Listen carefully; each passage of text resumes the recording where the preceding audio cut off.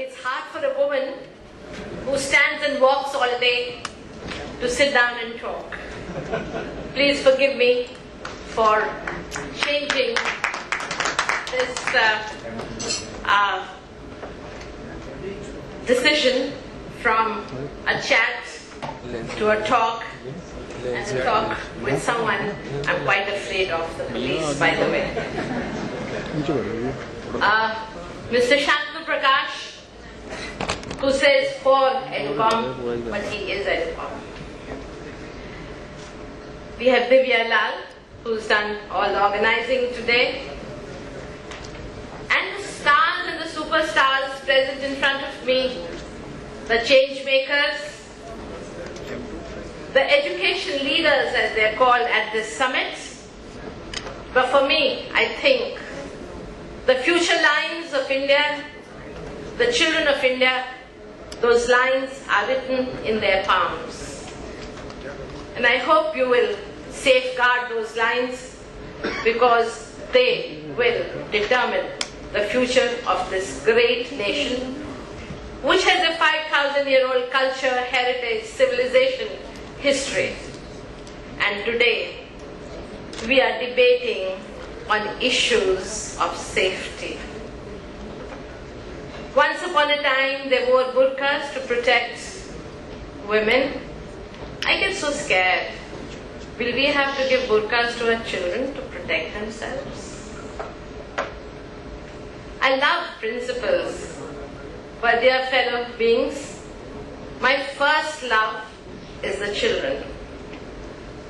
I have an outstanding co-speaker with me, and I'm sure he will agree with me that I do name a child a cage, but not a cage of the kind you put us all in. For me, C stands for creativity of every child. A stands for the aspiration of every child. Every child is born creative. Every child has an aspiration. Whether to crawl or sit or stand or walk or become an engineer or a police officer or an administrator or a doctor or an engineer, but he's inborn with an aspiration. G, for me, each child is a genius. And each child is energetic. You can see the little baby bouncing against himself, trying to touch his toes, suck them, just as he is born, because he's energetic. So should we all believe that we are dealing with children? Though the short word is cage, but they are creative, they are aspirational, they are genius, and they are energetic. So who should protect them? Who should protect them? Are they capable of protecting themselves?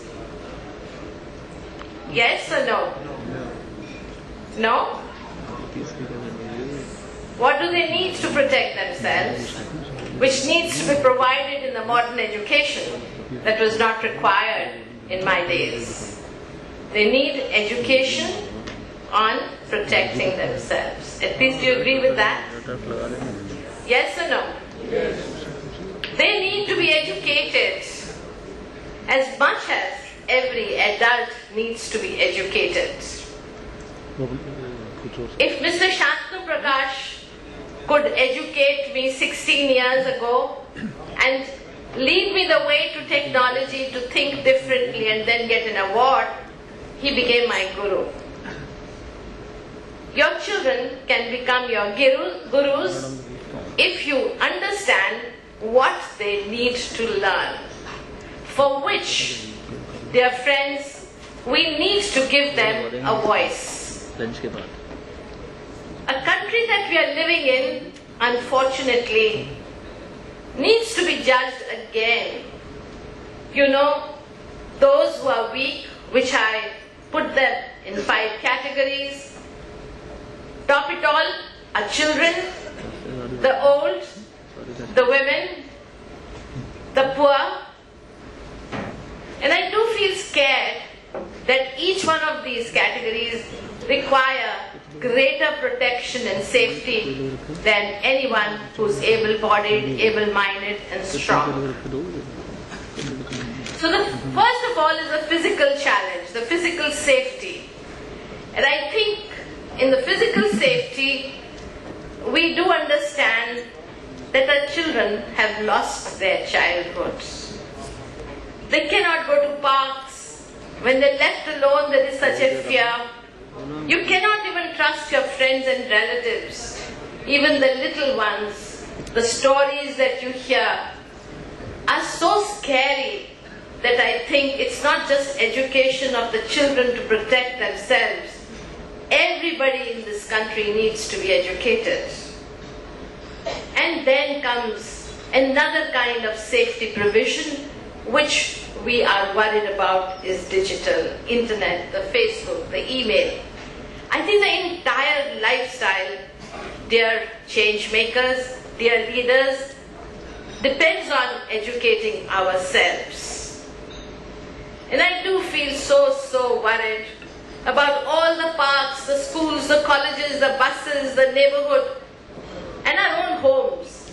Even those places are no longer safe. And don't you agree that every child has a right to be safe? Because every child must receive that high quality preventive safety education that will prepare him to make safer and healthier choices in today's changing times. Parents do play a very important role. We require positive parenting. I know parents are so scared. They are nervous actually. And therefore they start treating their children with that nervousness. Surely our children have to be respected because I think they have to be trusted.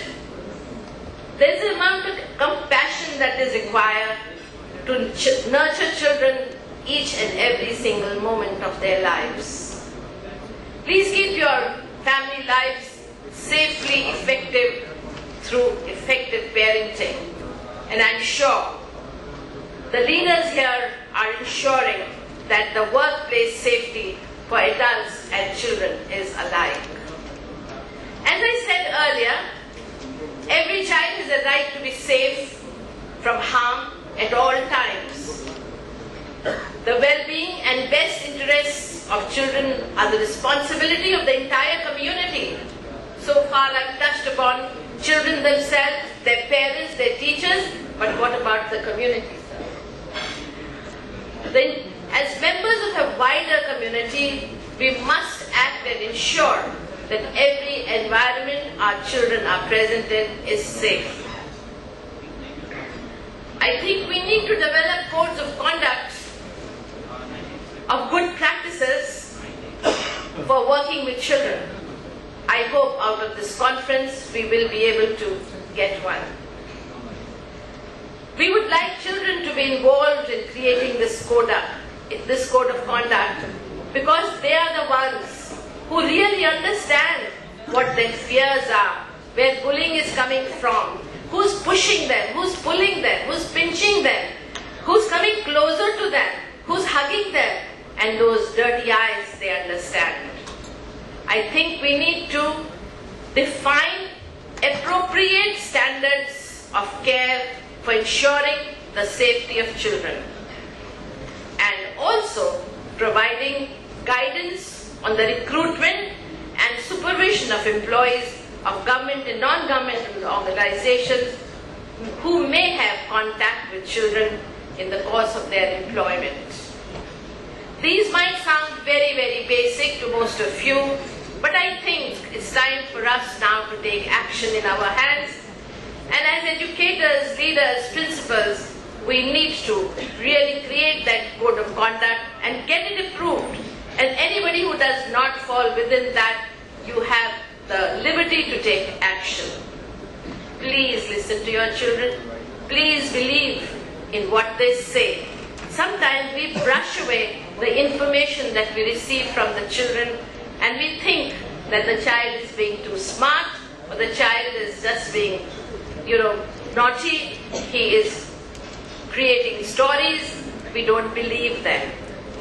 Learn about child abuse and protective behavior for children. Teach children about their rights and protective behavior strategies.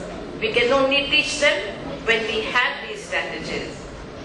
We need to instill a culture of safety and awareness. And I'm sure Mr. Shantanu will certainly take interest in creating that code of conduct.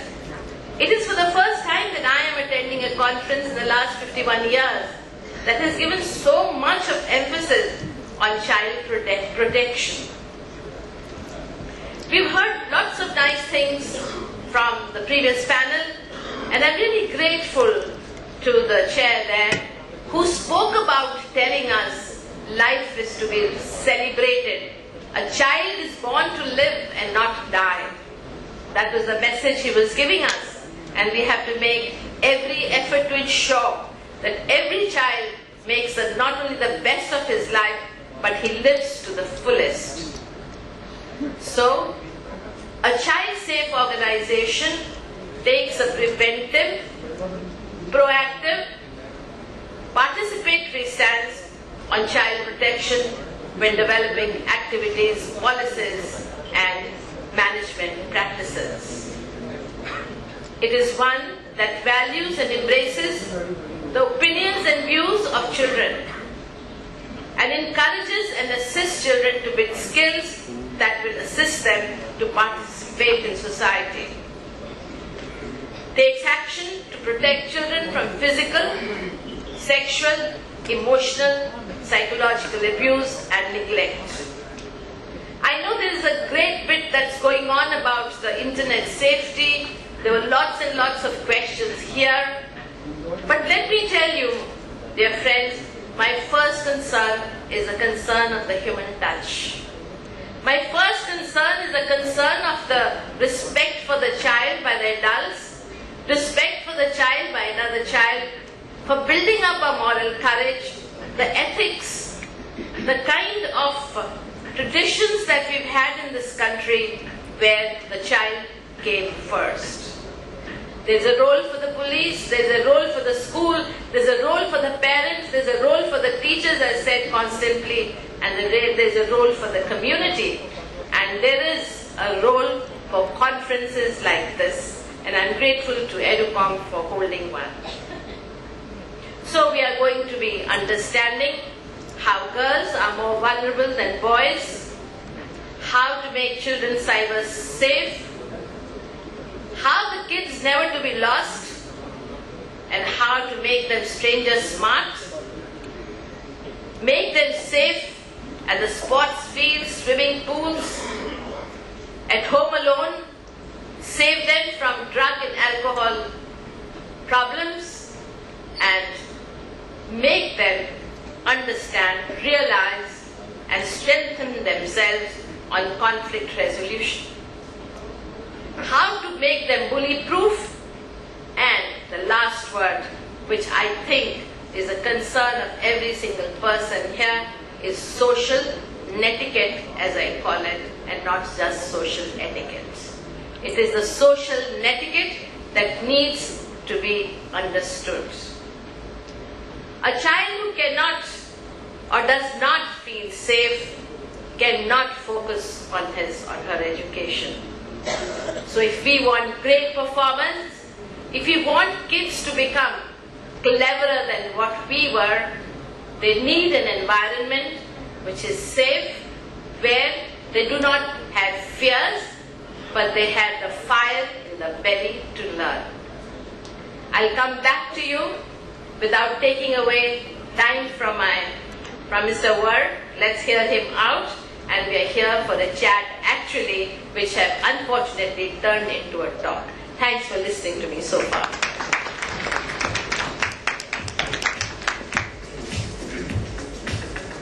Dignitaries who are here, ladies and gentlemen, it's a proud privilege for me to represent the police department and to represent the views of the law enforcement here amongst all of you. While I would say right at the outset that the views presented by Mr. Asif Ibrahim and Madam Chona are extremely relevant, and I totally agree with them. What I'd like to do is, I'll just like to outline two of the most important challenges which I feel online and offline are for the children today. And thereafter I would, make it more interactive, and maybe you can throw up questions, because I understand that you'll have a lot of questions, so let's give more time to questions and not be a one-way talk. As has already been said, computer and mobile phones are the biggest online challenges for children today. And tackling is not easy. As a law enforcement officer for 20 years, I feel that the parents and the teachers in the school have a far greater responsibility than the state. The state can only detect and also help prevent. But unless what we prescribe as the guidelines, if they are not followed in the school, if they are not told to children, if the parents are not aware, then I don't think there is any use of detection. Because when a case from a school comes to a police station, it's already a bad case. So I firmly believe that we have to prevent children from all kinds of online, offline abuse and not let the case come to a police station. These days, online, there are a lot of online threats. We've already discussed radicalism.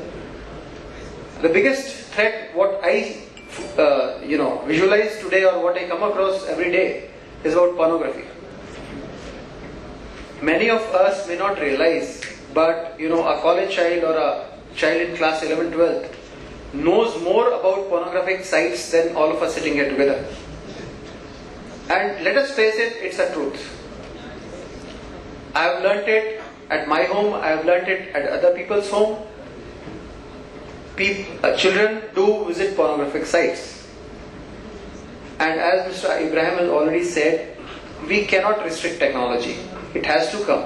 It will come. Then how do we deal with it? There is no other way than educating children to be safe online. That already Ma'am Chona has said. We need to educate, and the responsibility of the state and the police is to make the schools and the parents aware. That's how we are trying to tackle that in Gurgaon. The biggest offline threat which I see for children, young children, is sexual abuse. This is such an act which is not actually reported to the extent it actually happens. Recently, in last 10 years, I've seen that a lot of these things are being, reported. But still, there's a huge taboo. There's a huge, thought in the Indian society that let's try to hide what's going on. And this is where school has more responsibility than even the parents, because it may be actually either one of the parents, or in connivance with the parents, somebody is abusing the child. So the school and the teacher have a far greater responsibility here. Couple of more things I'd like you to make aware. There are not many codes available in India for schools, for the schools to follow guidelines. A few months back, we keep facing problems about school children in Gurgaon. So a few months back, a team of senior officers sat down and invited all the stakeholders in Gurgaon, and we formulated a comprehensive code. This is about 35 pages. It's available on the Gurgaon Police website. So any of you, if you'd like to get some ideas from there, you're most welcome to download that PDF document. It's a very exhaustive list of what should a school do to safeguard a child. It starts from securing the premises to safeguards relating to staff, safeguards relating to access control, how to inculcate awareness and safety education in the school and the child, how to create a feedback mechanism, how to create an abuse reporting mechanism, and what are the special attention required for children with special needs, and how do you interface with law enforcement. So I would request you that this is a very good document, and if anybody requires that, most welcome. Thank you. So sorry. You can look up Gurgaon Police. You will get it there. It's not difficult to find. So thank you very much, and thanks Shantanu and the Educom team for inviting me here.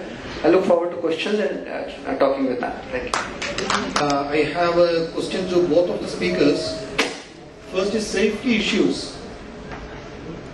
All the safety issues are continuously repeated mainly because of the lack of model punishment. Take it closer to yourself. All the safety issues are continuously repeated because of the lack of punishment. So my first question to our Police Commissioner ji, how do you react to this statement?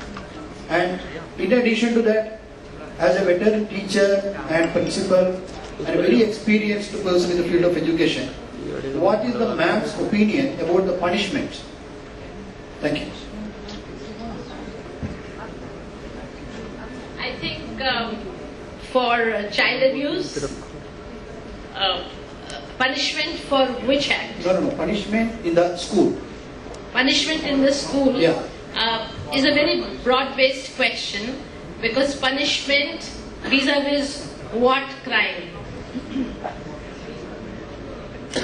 I think he means that these days children are not being punished in school as they were in As olden per the days. RT and all, there are many regulations. They say that spare, in the good old days they used to say, if you spare the,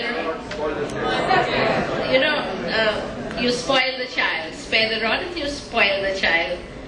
I think very differently. I think what is important is learning. What is important is education. And what is important is counseling. And what is important is warning. It doesn't help to suspend. After all, if you suspend a child who's made a mistake, or you slap him, or you do anything, he might just become a terrorist, I can assure you. We certainly want our generation with us, under us, to start having critical thinking.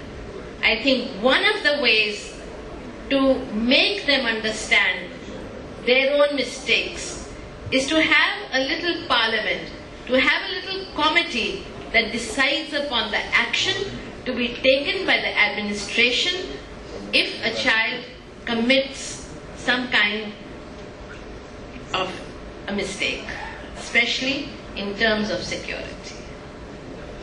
Do you think differently? Do you punish children? What do you do? I'd like to take your advice. Not like that. Ma'am, just nowadays many regulations, especially from the law and... Little story, can I, Shanta? Yes, please. Okay, I took over in 92 as a principal. My life was in danger, and I quickly ran into the washroom, which was just behind where I used to sit. Now this was a result of a small punishment, and I can't even remember how big the punishment could have been, but in those days if you failed, you failed, isn't it?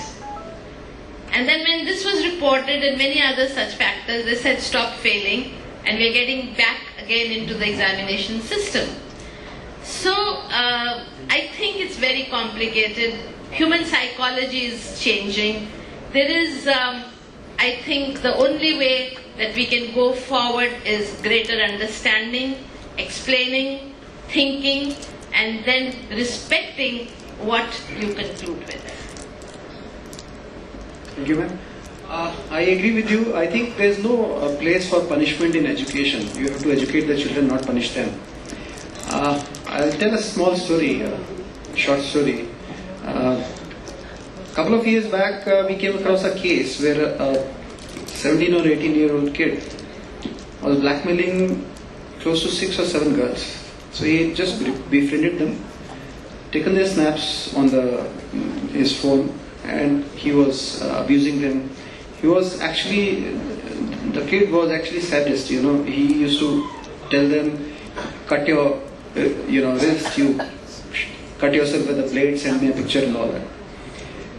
One of the girls was being tortured for close to 3 years. And when we finally resolved that problem, that girl shared with me that, uncle, I'll be sleeping after 3 years. today. She was the victim. Well, let us talk about the boy who did this. We had the option. The parents of the girls who were the victims, they left the option on the police on how to go forward. And let me tell you, after the Nirbhaya case, the laws in this country are extremely strict. The FIRs are instantly lodged, and he would have gone inside for 4 to 6 months without bail. The POCSO Act, which is the Protection of Children from Sexual Offenders Act, is extremely strict act, and it covers all kinds of child abuse. So the moment we would have invoked that act, the child would have gone inside for 6 to 8 months, and God knows how he would have come out from the jail. So after a lot of deliberation, we decided to, just leave that child. And after, his parents were also extremely repentant about the whole situation. And somehow I kept in touch with that child, and I think that child has, stopped doing all that, and is a normal child now. And I'm really not sure what kind of child he would have been if I had gone to the jail. So I hope this has answered your question. Thank you.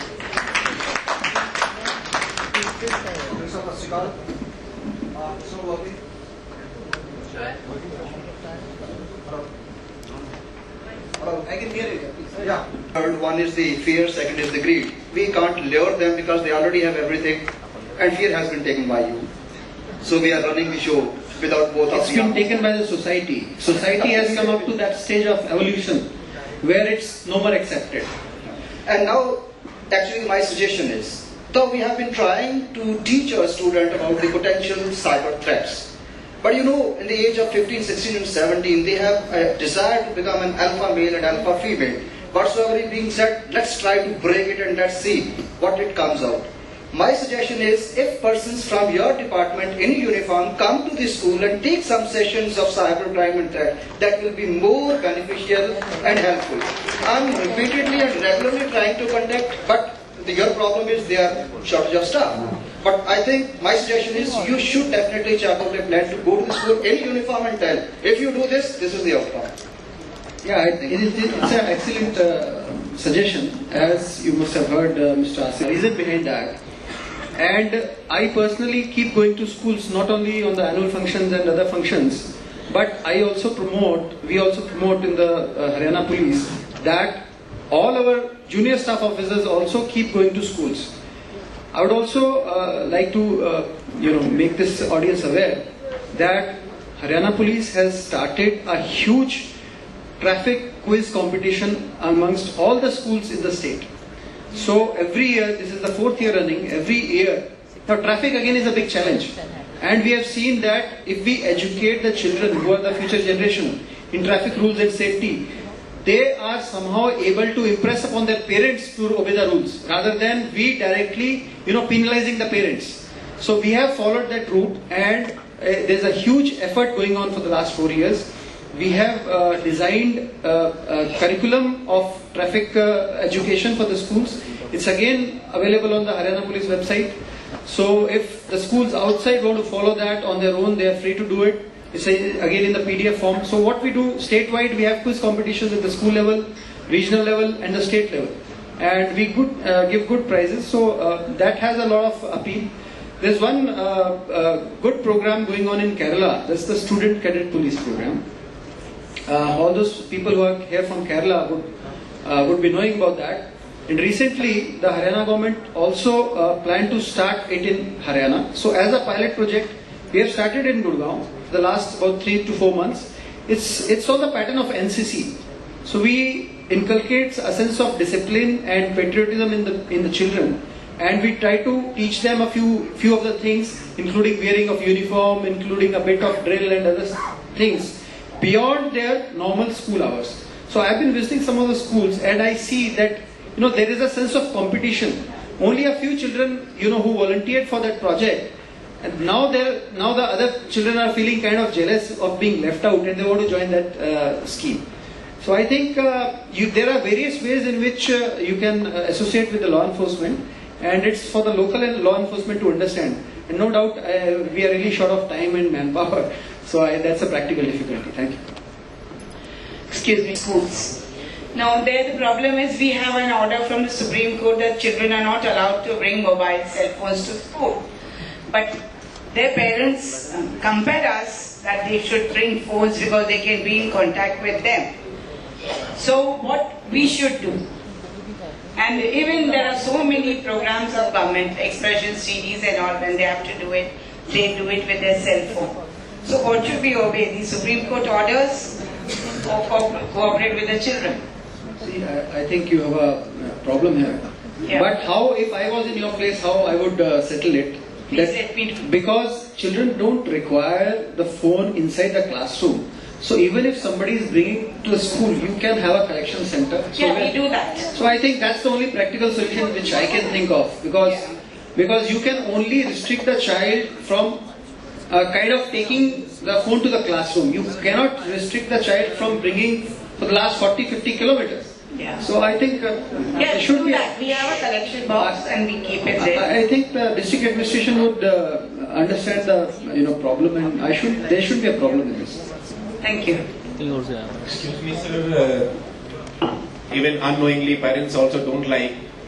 Then once it comes at the public domain, actually there is a fear that that particular case, rather than children not following it, I'm afraid that some of the other kids, they start actually getting curiosity into that particular problem. So the point which I want to ask that, is there any tangible or more substantial measure which we can adopt to curb this problem, understanding first that is a problem, and if it is not a problem, then should we leave the children and start educating them parallel and not to talk at all about the pornography in the school? To be made aware that this is there.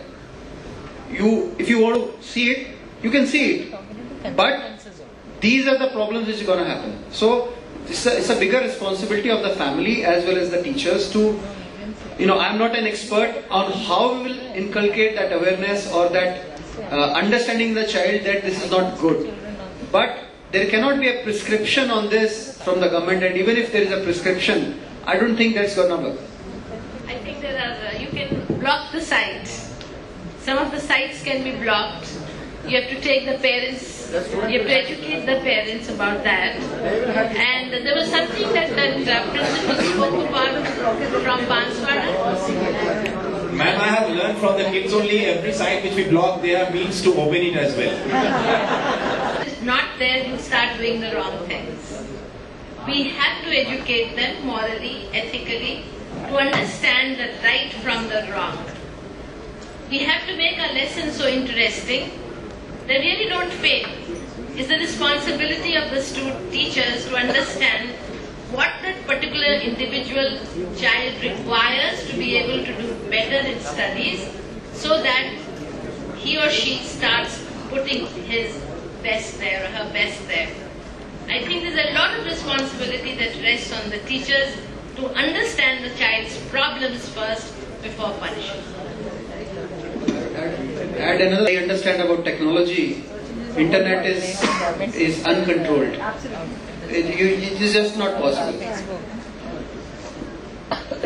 Good afternoon everyone, I'm Mrs. Agarwal, Principal of St. Mark's School, New Delhi. My question is to you, Mr. Virk. When you spoke, you said the biggest problem online seems to be the pornographic sites. Am I right? I said the computer and the mobile. Pornography is a part of it. Okay, but fine. According to me, these pornographic sites, of course, as you said, nearly every student of class 11 and 12 knows more about them than all of us combined seated over here. I want to say that, according to me, that these sites may not be as much a hazard or as much a problem as cyberbullying and other social sites which these children are frequenting, in which these children end up feeling low, miserable, and end up taking their lives.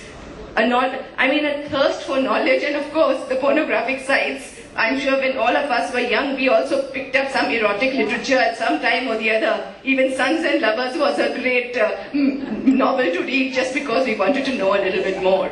This is my opinion, and I would like to have your what you have to say about it. Yeah, I totally agree with all the social media and the sites like Facebook and stuff. We really see a kind of addiction which the children get.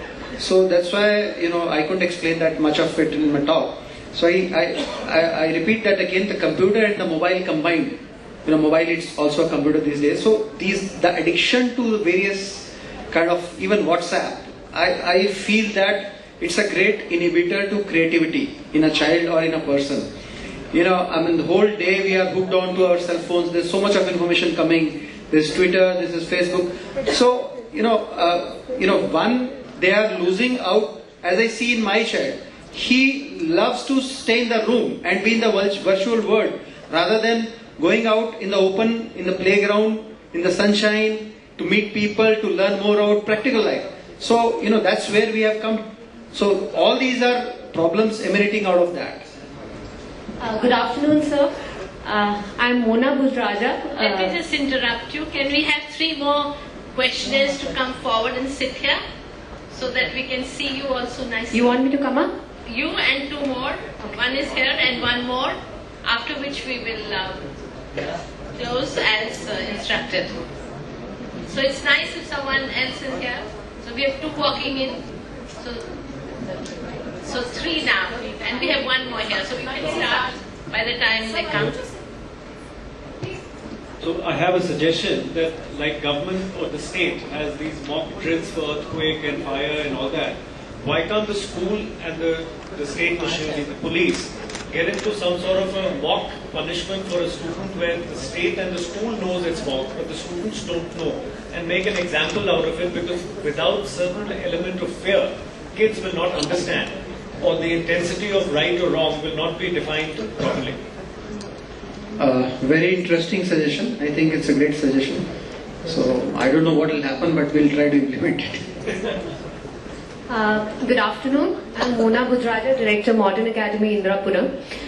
Sir, of late we tell our children to speak our minds, and then they start writing things on Facebook and social Twitter and sites against the government as well, as they read the newspaper or hear the news.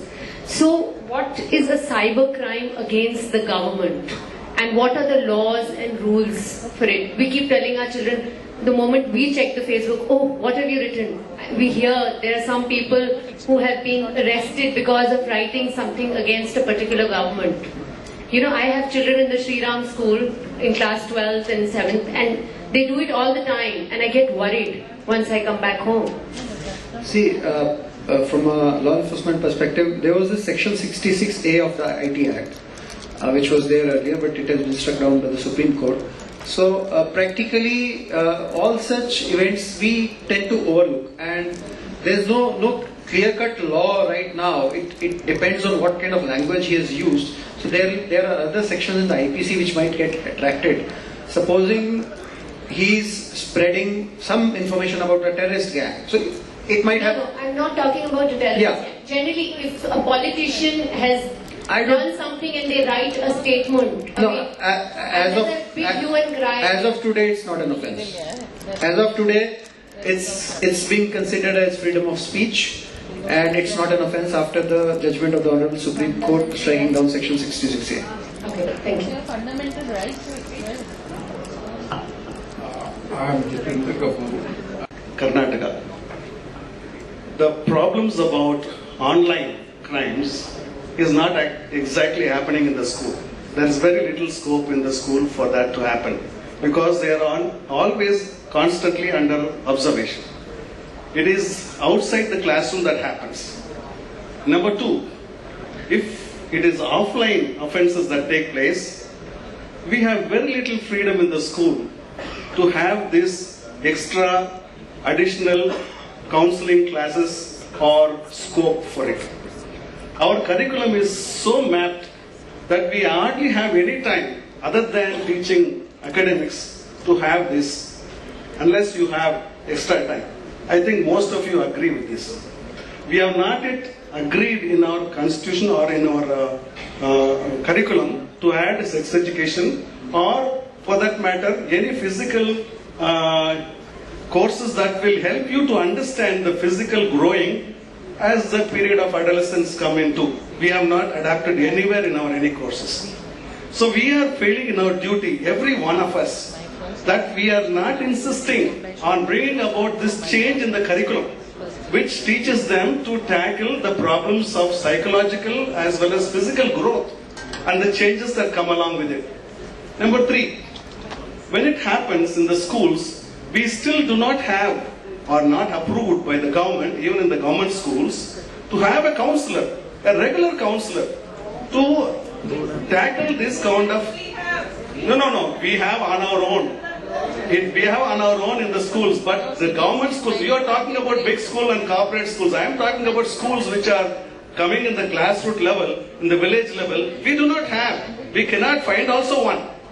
And it's very difficult to find one and to pay for it. If it is a village school, let us not talk about corporate schools, those schools which are got in Gurgaon or in Delhi or in Bombay or in Chennai. I am talking about the general one. So let us say that the government itself must form a counselor group in the local level.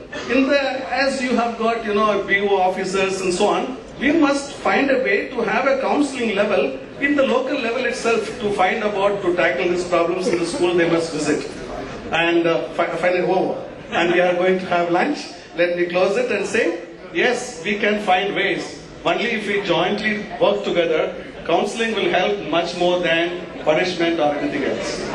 I think it's been a very good last question. I think what you said, sir, your good name, Mr. Thomas.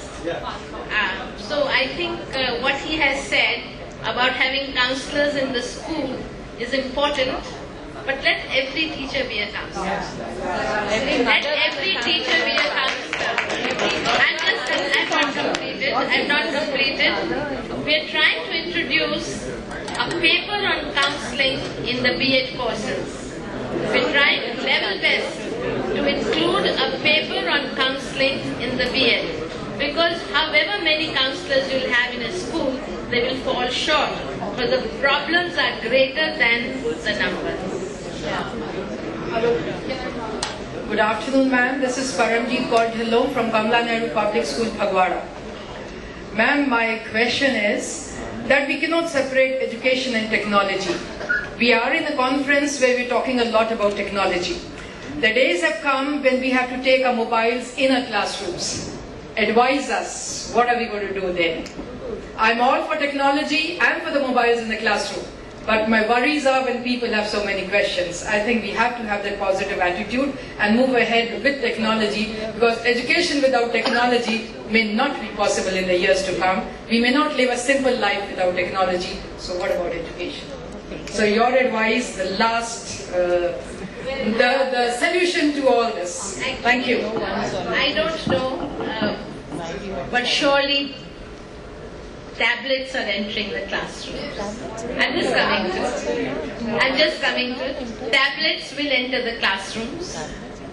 And I don't know how organizations such as this, they have very good plans to secure them in the classrooms.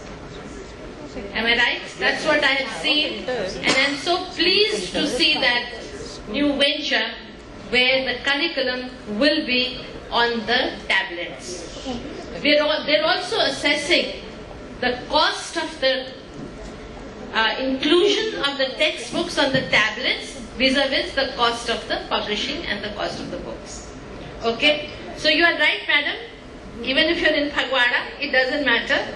Technology has entered the classrooms, you have smart classrooms, and you also will have the tablets now. Now, in the sector of the disabled, I'd like to tell you, my kids who are maybe even at an IQ level of 30 and 40 have a special wiring in their minds. They can work on mobiles much better than human action. And their work on mobiles is outstanding. We tried teaching them matching. Matching in the sense that a carrot is a vegetable and a cauliflower is a vegetable, and put them in the same category. When we spoke to the autistic, they got scared. The autistic are very scared of human beings. but they're not scared of gadgets. They're not scared of mobiles. They love mobile, it's called a mobile-friendly world. They love it. So mobiles will be used for education, and that will be the cheapest. Now you're getting mobiles without internet also, which was the greatest, cost. So when you are going to study on the mobile, all these drivers, we're trying to teach them also. But here will come a very big question again of cyber safety. How we will be able to block the sites which are not necessary. The one principal said that the children know better and they will be able to unblock as well. So we'll have to unblock the blocker. So there's a big challenge for the companies that are into all this. Various names Shantanu can tell, but I'm sure we are all gearing up to education through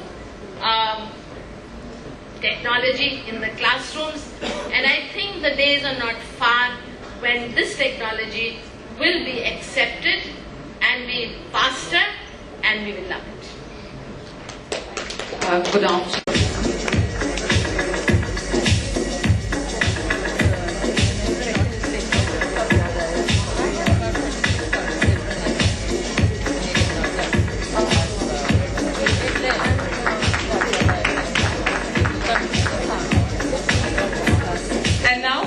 Break for lunch, and I would also like to request all the panelists and the speakers, all the guests present here, to please join us back.